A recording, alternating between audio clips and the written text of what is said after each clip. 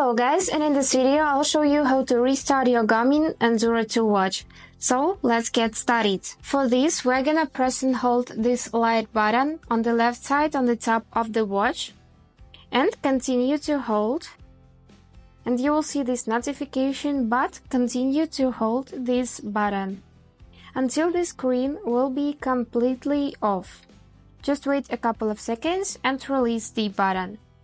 And wait another couple of seconds, and now they are ready to be turned on. So for this, just press and hold this light button again until you see the Enduro logo.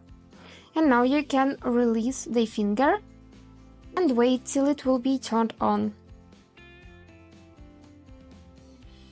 Great, and that's all. Now our watch has been successfully restarted and we can use it again. So I hope this video was useful for you, and thank you so much for watching.